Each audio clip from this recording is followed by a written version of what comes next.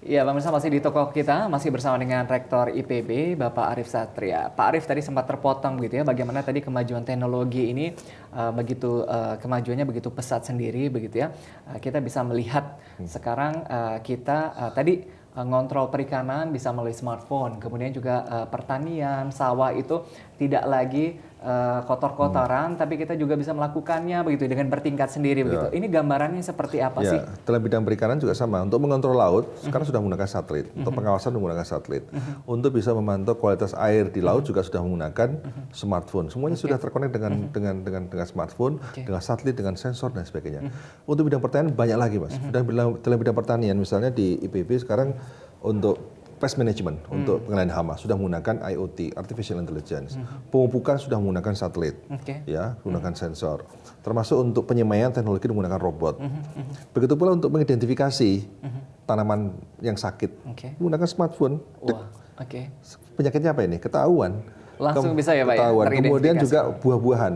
Jadi kalau kita beli mangga di mall nggak perlu cium-cium, menggunakan smartphone aja. Oh manis, oh nggak manis. Wah, ini luar biasa. Semakin canggih. Itu ditemukan oleh IPB dan sekarang kita juga sudah menemukan lagi untuk yang lain-lain termasuk untuk sawit, untuk buah-buahan, untuk hortikultur. Nah jadi teknologi ini kan sudah menjadi keniscayaan yang harus kita kembangkan dan di IPB dosen-dosennya luar biasa. Saya bangga sekali dengan para peneliti di IPB karena menghasilkan penelitian-penelitian yang canggih. Nah sekarang persoalannya adalah bagaimana itu kita konsolidasi, kita scale up, dan kemudian bisa diaplikasikan di masyarakat. Nah, bagaimana sih tadi begitu ya pendidikan, kemudian kemajuan teknologi sendiri, ini bisa dilirik oleh generasi milenial begitu ya, yang mereka mungkin mereka lebih tertantang dengan kemajuan teknologi seperti itu. Ini gimana caranya agar pendidikan perikanan juga pertanian begitu ya kembali menjadi skill begitu ya, terbesar potensi skill yang kuat untuk Indonesia. Nah, karena itu kita saat ini di IPB punya visi menjadi Techno Socio Entrepreneurial University. Agak susah tuh ya. Artinya apa dua? Jadi sosoknya technopreneur dan sociopreneur. Ini dua sosok yang akan kita hasilkan. Dengan technopreneur dan sociopreneur, ya, maka diharapkan para technopreneur baru lulusan IPB ini bisa menghasilkan inovasi-inovasi dan kemudian dikembangkan dalam kerangka bisnis. Yang satu lagi sociopreneur, bagaimana memanfaatkan inovasi-inovasi untuk pengembangan masyarakat, untuk memfasilitasi masyarakat, mendampingi masyarakat, ya sehingga masyarakat juga bisa tumbuh dengan baik. Seperti misalnya Muhammad Yunus, yang mengembangkan masyarakat, mendampingi, tapi bisnis juga jalan, tapi untuk sosial purpose itu ya, bukan bisnis. Yang satu lagi bisnis. Nah, dengan kita melakukan hal ini by design. Selama ini orang menjadi technopreneur by accident kan. Orang menjadi pengusaha kan karena satu IPK-nya nggak cukup, ditolak di mana-mana atau mertuanya kaya kan gitu ya Pak ya. Nah sekarang kita perlu untuk yang by design. By design karena passion begitu passion. Nah oleh karena itu kita dorong, kita lakukan talent mapping. Nah namun demikian di IPB sekarang kita sadari bahwa tidak cukup hanya kekuatan IQ. Sekarang justru kekuatan soft skill dan karakter. Dengan kesadaran itulah maka IPB sekarang memikirkan proses pengembangan kemahasiswaan dan lulusannya bukan di IPB-nya, tapi sebelum masuk pun kita proses seleksinya juga memperhatikan itu. Sehingga kalau selama ini orang masuk IPB hanya tes atau undangan berdasarkan nilai raport. Sekarang tidak. Dulu PMDK ya Pak PMDK. Ya. Sekarang kita juga ada jalur baru, namanya jalur ketua OSIS. Kenapa jalur ketua OSIS? Itu sebagai satu simbol komitmen kita pada pengembangan soft skill.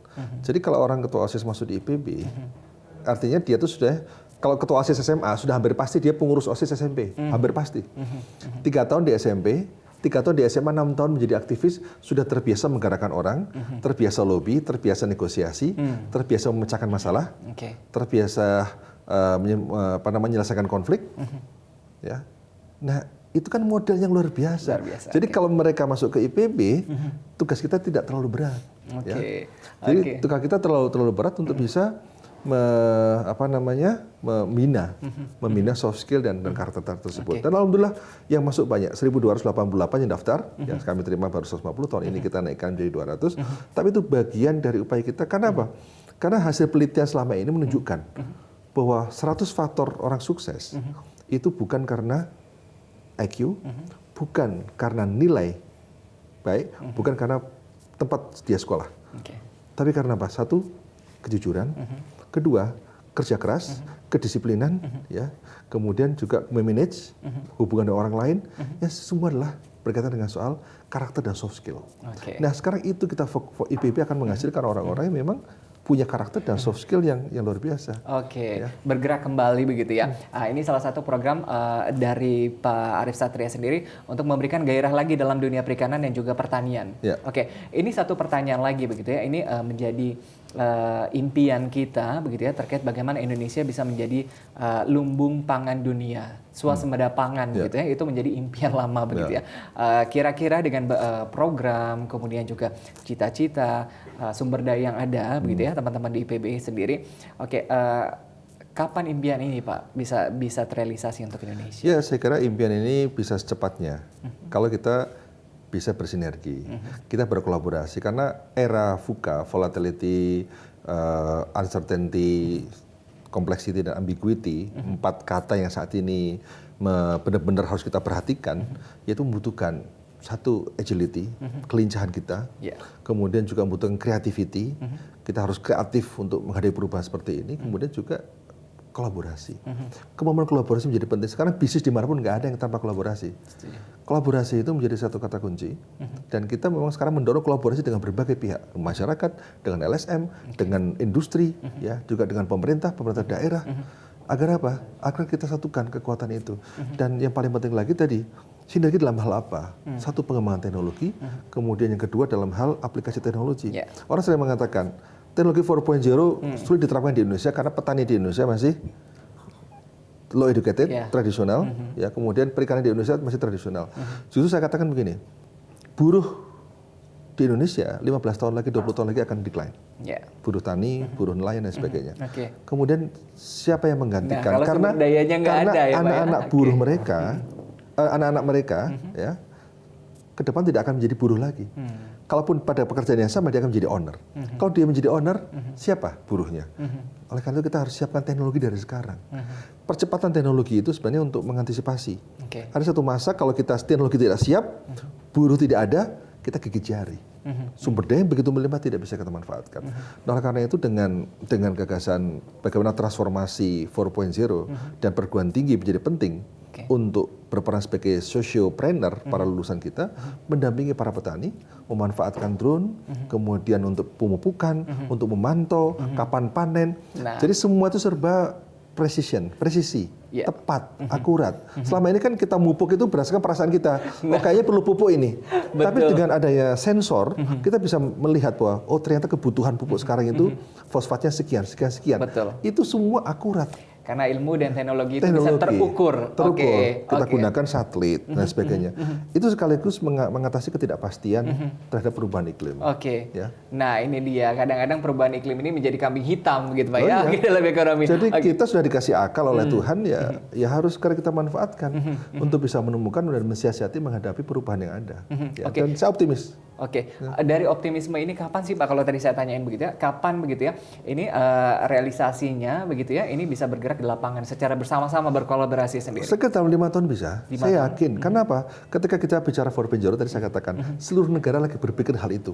Semua negara lagi mempersiapkan teknologi tersebut. Negara lain bisa lebih cepat kalau kita tidak lari. Oleh karena kita harus berlari untuk bisa sama-sama lagi. Sekarang kalau ibarat dalam liga sepak bola, kita ini sekarang dalam satu liga utama dengan mereka.